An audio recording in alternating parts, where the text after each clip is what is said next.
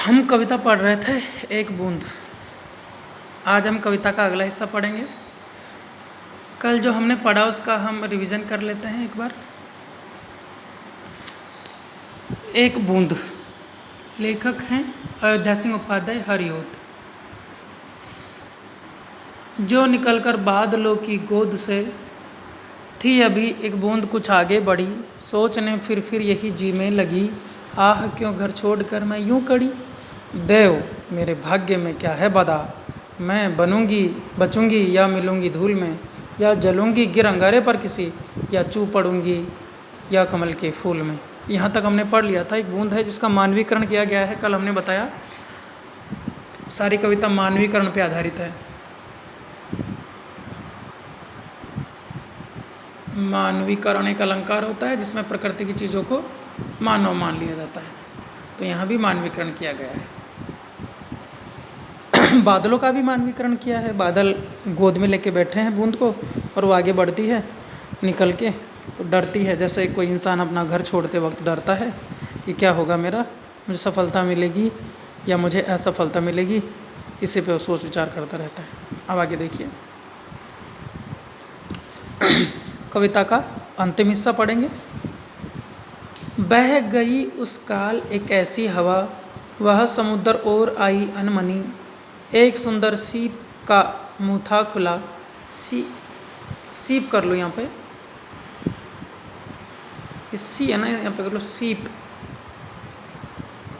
एक सुंदर सीप का मुँह था खुला, वह उसी में जा पड़ी मोती बनी। सीप में गिर गई मोती बनी। लोग यूं ही हैं झिझकते सोचते, जबकि उनको छोड़ना पड़ता है घर, पर घर का छोड़ना अक्सर उन्हें बूंदलों कुछ और ही देता है कर। लोग ऐसे ही डरते हैं, झिझकते हैं कि क्या होगा, सफलता मिलेगी कि असफलता मिलेगी, लेकिन ये घर का छोड़ना उन्हें क्या से क्या बना देता है, महान बना देता है। ऊपर देखते हैं, बह गई उस काल एक ऐसी हवा। तभी क्या होता है, हवा बहती है। कैसी हवा, जो उसको समुद्र की ओर ले जाती है। वह समुद्र और आई अनमनी। शब्द देखो, शब्द है अनमनी। अनमनी, अनमनी का अर्थ हुआ बेमन से। अनमनी का अर्थ हुआ बेमन से। लिख लो, अनमनी यानी बेमन से। उसका मन नहीं है बूंद का। जैसे इंसान का भी मन नहीं होता तो भी जाना पड़ता है। जैसे गांधी जी थे, उनको साउथ अफ्रीका, दक्षिण अफ्रीका जाना पड़ा। उनका मन नहीं था कि भारत को छोड़ूं, फिर भी वो गए। उसी तरह से ये बूंद है, ये भी इंसान का रूप समझो, प्रतीक है ये। तो ये समुद्र की ओर चली जाती है। इसका मन नहीं है कि वो समुद्र की ओर जाए, क्योंकि वो समुद्र में जाएगी, समुद्र में जाएगी तो खत्म हो जाएगी। अब ये समुद्र भी प्रतीक है। यहाँ प्रत्येक चीज़ प्रतीक है। ये समुद्र भी प्रतीक है, ये समुद्र भी प्रतीक है। समुद्र किसका प्रतीक है? संसार का। ये संसार का प्रतीक है। वह समुद्र और आई अनमनी, एक सुंदर सीप का मुँह था खुला। एक सीप थी जो समुद्र में थी, उसका मुंह खुला हुआ था। और आप सभी जानते हो, साहित्य में एक काव्य रूढ़ी है। एक काव्य रूढ़ी है। काव्य रूढ़ी यानी ऐसी मान्यताएं जिसके पीछे कोई लॉजिक नहीं होता, कोई तर्क नहीं होता। जैसे एक काव्य रूढ़ी है कि अगर केले में स्वाति नक्षत्र की बूंद पड़ेगी तो कपूर बन जाएगी, सांप के मुंह में पड़ेगी तो जहर बन जाएगी, सीप में पड़ेगी तो मोती बन जाएगी। तो जैसे अशोक के पेड़ों के कोई सुंदर स्त्री पैर लगाएगी तो उसमें फूल आएंगे। जैसे कोई तोता बोलता है, वो किसी की सुंदरता का वर्णन करता है। ये सब काव्य रूढ़ियाँ हैं। ऐसा होता होगा पहले कभी या नहीं होता होगा, लेकिन साहित्य वाले मानते हैं कि ऐसा होता था, तो इसको काव्य रूढ़ी बोलते हैं। तो ये काव्य रूढ़ी है कि अगर सीप में बूंद गिरेगी स्वाति नक्षत्र के आसमान से तो वो मोती बन जाएगी। काव्य रूढ़ी मैं लिख देता हूँ, काव्य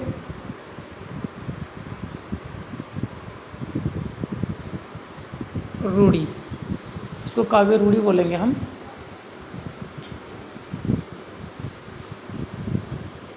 अब देखते हैं, तो वो उस सीप में गिर जाती है और मोती बन जाती है। लोग यूं ही हैं झिझकते सोचते, लोग झिझकते हैं, सोचते हैं, डरते हैं, जबकि उनको छोड़ना पड़ता है घर।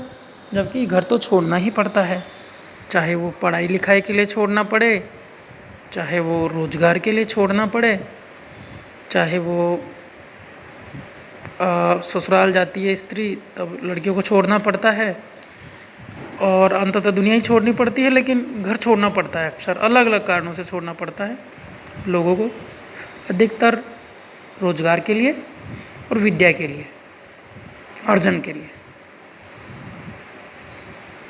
पर यूँ घर का छोड़ना अक्सर उन्हें बूंदलों कुछ और ही देता है घर, लेकिन ऐसे घर का छोड़ना उन्हें बूंद के समान कुछ का कुछ बना देता है। बूंद लो, ये देखो बूंद लो, लो यानी बूंद के समान।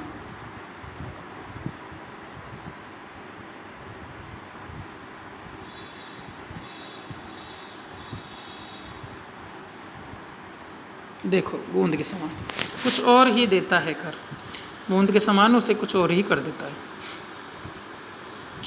कविता यहाँ खत्म हुई। एक बार पूरी कविता को देखते हैं। छोटी सी कविता है, लेखक है हरिओत जी। तो अब कविता की हमने व्याख्या कर ली, अब हम विशेष देखते हैं कविता में क्या चीज़ खास है। जब हम व्याख्या करेंगे तो पहले इसकी व्याख्या होगी, फिर इसका विशेष लिखा जाएगा व्याख्या के अंत में। तो पहला बिंदु तो हम यही लिखेंगे कि कविता की जो भाषा है वो खड़ी बोली हिंदी है। कविता की भाषा कौन सी है? खड़ी बोली। सबसे पहला क्या लिखेंगे? कविता की भाषा खड़ी बोली हिंदी है। दूसरा बिंदु लिखेंगे हम, सरल भाषा है, आसानी से समझ में आ रही है ना, सहज है। तीसरा बिंदु क्या लिखेंगे हम? भाषा आम बोलचाल की है, आम बोलचाल की भाषा। हाँ, फिर क्या लिखेंगे हम? अलंकार कौन से हैं इसमें? तो जब कविता शुरू की थी तो हमने बताया था कौन से अलंकार हैं? मानवीकरण अलंकार। मानवीकरण अलंकार का प्रयोग किया गया है। इसमें होता क्या है? प्रकृति को इंसान का रूप दिया जाता है। तो लिख देंगे बूंद एक इंसान है, इंसान जैसे सोचती है, तो ये अलंकार हो गया। बिंब और प्रतीक भी है। बिंब किसे कहते हैं? जब कविता पढ़ने पे आपके सामने चित्र उपस्थित हो जाए तो उसको बोलेंगे बिंब। तो आप लिख सकते हो इसमें बिंब का प्रयोग किया गया है, बिंबों का प्रयोग है। और प्रतीक क्या है? प्रतीक ही प्रतीक है, बिंबों का प्रयोग है, प्रतीकों का प्रयोग है। आप लिखोगे इसमें प्रतीक भी है। प्रतीक कौन कौन से हैं? जैसे आग, ये आग में पड़ूंगी मैं कि बच जाऊंगी, तो ये आग प्रतीक है समस्याओं का, ये आग प्रतीक है समस्याओं का। फिर समुद्र आया था, समुद्र प्रतीक है संसार का।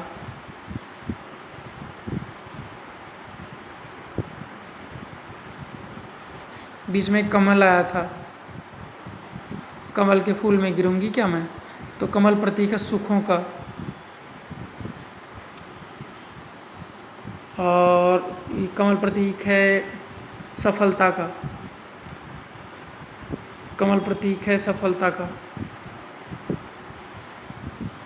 तो ये हो गया इसका विशेष। तो सबसे पहले हम संदर्भ लिखेंगे,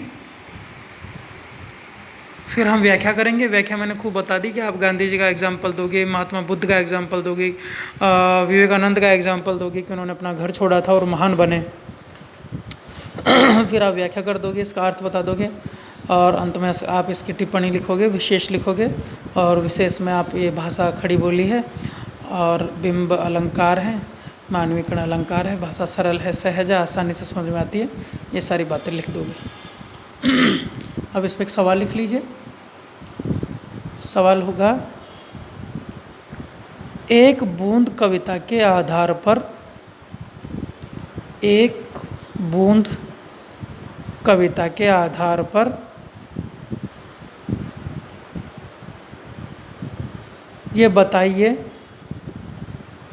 एक बूंद कविता के आधार पर यह बताइए कि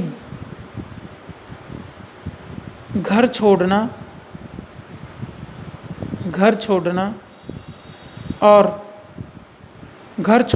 सफलता में क्या अंतर संबंध है। एक बूंद कविता के आधार पर यह बताइए कि घर छोड़ने और सफलता प्राप्त करने में क्या अंतर संबंध है। क्या दोनों में कुछ संबंध है क्या? क्या सफलता के लिए घर छोड़ना ज़रूरी है क्या? किसने घर छोड़ा था, किसने छोड़ा था, और बूंद के माध्यम से कवि क्या संदेश देता है, ये भी बताइए। इसका उत्तर लिखिए आप। धन्यवाद।